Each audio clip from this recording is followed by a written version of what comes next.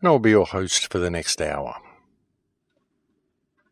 Well, folks, something that I'd like to put out there right now, a truth that I would really like people to consider and to factor in with whatever it is that they're researching, is that everything we think we know, everything that's been taught to us by this system, the science we've been presented with, the education we've been given, the history we've been given, and quite literally everything we've been told by this system is a lie.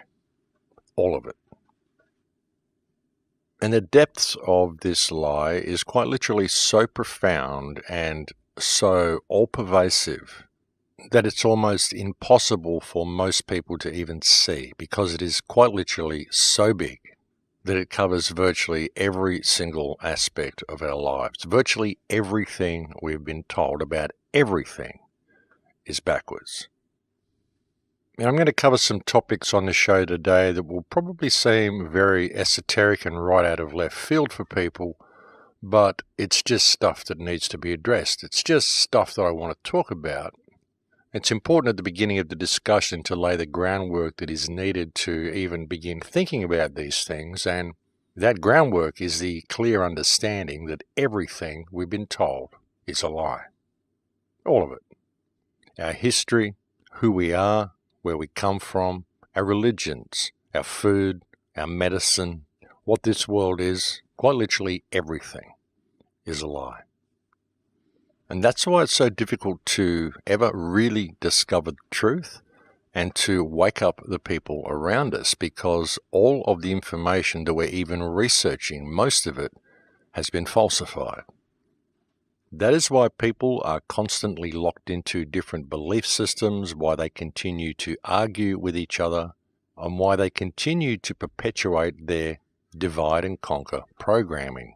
Because in everything that they're looking at and all the information that they've got, they never even factor in the reality that in any investigation into the past, which is invariably where we look to find out what happened and what brought us to this point, most of the information that we glean from old books about historical figures has been doctored, rearranged, and rewritten, and in some cases it's actually even doubtful that many of these people even actually existed. In many cases, works were attributed to people who didn't do those works. In many cases, discoveries were most likely attributed to people who never made those discoveries. Many events were simply fabricated, and many people simply did not do what we were told they did. And as I said, in the case of many of them, it's doubtful that they ever even existed. Or if they did exist, it very often was not when we were told they existed, and very often the information they presented was doctored to fit the current version of reality. Though very often, no doubt, there were little gems left in there just to keep the people guessing and just to keep the people fighting and arguing and squabbling and looking for the deeper meaning without ever really stepping back and looking at reality as a whole. The thing is, people really do need to understand clearly that this is our starting point. This is what we've got to work with. The fact that everything we've been told is a lie, and we cannot rely on any of the information that we get from any books anywhere. Certainly not any books that have been put on the scene since the invention of the printing press anyway. Perhaps we can find some truth in old books such as the Vedas, perhaps the Nag Hammadi library, if there was a real interpretation of that actually existed, which there doesn't appear to be at the moment. Perhaps there are ancient scrolls that exist that do contain the truth, and perhaps the real truth is still hidden somewhere. But most certainly, apart from books such as the Vedas, we most certainly do not have access to anything even closely resembling the truth in what we are delivered from modern mainstream academic, scientific, or educational sources. And that is simply the stark reality of the matter. You know, the true reality is, and has always been, that all we can really rely on 100% is that which we go out and experience in the world for ourselves. And that's a very difficult thing for people to come to terms with. However, if one goes out and travels the world and really looks at things open-mindedly, the evidence that everything we've been told is a lie is everywhere, and it speaks for itself.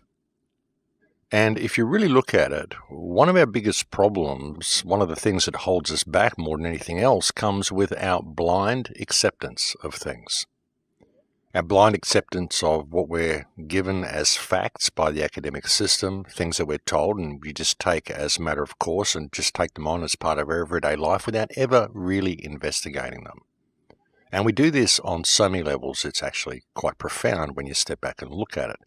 Everyday things we just take as a given and don't ask questions about.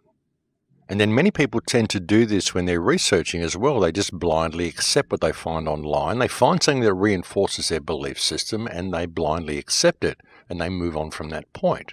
Because that's what belief systems do.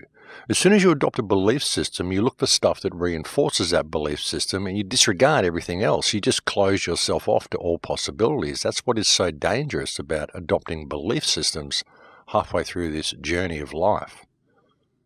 Because it's a wondrous world, folks, and it's an amazing world, and it is nothing like what we're told it is, and we are nothing like what we are told we are. The question is, what are we? And what is this world? Where do we come from? How do we get here? And where are we going? And the answer to all of these questions is what we're all searching for at the moment, because we've been led so far from our true path. And the biggest danger in trying to find a way out of this mess is in adopting belief systems along the way and closing yourself off to the myriad of possibilities that are still out there. Now, for the last month or so, perhaps a little bit longer, I've been putting a pretty heavy focus on history. The fact that our history has changed, everything's been manipulated, and nothing is what it seems. A lot of people may think I've lost a little bit of focus off the 5G grid and the smart grid and everything that's coming out, but really it's all interrelated. Now, as I pointed out, history is what got me started on this quest to begin with. And recently there's been so much new information come out regarding history that it's kind of just pulled me back into that rabbit hole because, as I said, it's all interrelated.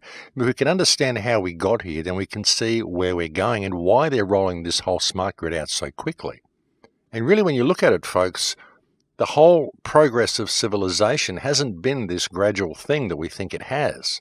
It's been technology that's been gradually released to us all the way along. This technology already exists. A lot of the technology we've been using for the last 50 to 100 years, I would suggest, already existed. They had it before the Industrial Revolution even. The Industrial Revolution was a cover-up. The Industrial Revolution was put there to convey to us the concept of where we built this great civilization that we've got now, which isn't a great civilization at all. It's a prefab thrown together monstrosity that has been thrown together and slapped in place on the bones of the civilization that exists underneath it. And the reason it's been thrown together and is so slapped together is because it's been done so haphazardly and so hurriedly, because they needed to cover up the fact that this civilization is there. And this is all portrayed by the historical event that is portrayed as the Industrial Revolution. Even the term Industrial Revolution, it sounds so impressive, and it creates this thing in your mind, this time when we all figured out how things work, when we got machinery and everyone started inventing things, and it led to this situation where building up from the mud of all of this stuff that everyone's slapping together and throwing together this huge city. Wow, look at what we've got. It creates the whole concept of how this happened, and it allowed them to slap all this together so haphazardly and so hurriedly. Just a subtle NLP, even in the term Industrial Revolution. And what this concept did was it created the timeline needed to make us think that this Industrial Revolution brought us to this point. But all the technology existed before then. The whole thing has been a scam. It's all been to lead us away from what we really are. Because a lot of the stuff that we are told existed in ancient history wasn't so ancient at all. It was actually quite recent. As I said a few shows ago, one of the things that first struck me when I first went to Peru and saw the walls at Sacsayhuaman was how fresh they looked. And I took a friend there recently, actually, and she also noticed just how fresh all the stonework looked on these walls. You could see that they must have been made from some form of softened stone, and you could see just how new all this stonework was. And this type of stonework, polygonal stonework, exists on every single continent that there is on Earth. It's everywhere. It's even here in Australia, down in Gosford, there's polygonal stonework there in walls where there's ancient Egyptian glyphs. People try to say these are hoaxes and all sorts of things, but they're not. They're real glyphs. They're from an ancient Egyptian text. Actually, if you were going to fake these glyphs, you would probably use known Egyptian characters. And the characters that they've used aren't characters that you'll find in normal books on Egyptology.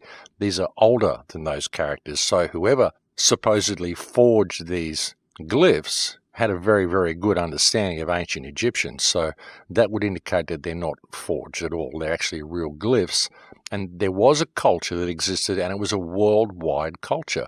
This is why people have had so much trouble locating Atlantis, and why so many different people have claimed that they found Atlantis in so many different locations. Because, yeah, sure, there may have been an island that sank. There may have been a landmass loss. And there's every indication that there was, folks. There's records of this in almost all cultures on Earth. They talk about white-skinned, light-skinned, very tall people who came from a continent that sank. Very notably in South American legends, the nation is referred to as Aztlan. There was even a stele that existed, a Mayan stele, which depicted this sinking of this continent and people arriving in boats to South America. This stele used to be held in the German museum, but naturally it was bombed to oblivion in World War II, so we can't get at it anymore. But there is every indication from all legends, from all cultures, that this civilization did exist. What is important to understand is that what we refer to as the Atlantean culture was a real culture, and it existed as a worldwide culture that influenced every single nation on this earth, every single people on this earth, and it was a worldwide culture. You know, polygonal architecture is very, very peculiar. We can't do it today. This particular way of locking stones together, creating walls of interlocking monolithic stones that we can't even move, let alone shape in a manner that they will all fit together in such a way. Makes them earthquake-proof. It's an incredible style of building. And the fact that it exists on all continents, this is not a coincidence, folks. This is not something that people would just come up with. And there are pyramids found on all continents as well. There's pyramids here in Australia in a place called Gympie. There's pyramids that are all over China. There's more pyramids in China than just about the whole rest of the world combined. There's pyramids all through the Americas. There's the remains of pyramid structures through Europe. There's traces of this culture that can be found everywhere. And as I said, was a worldwide culture that existed not too long ago, probably up to as recently as 200 or 300 years ago.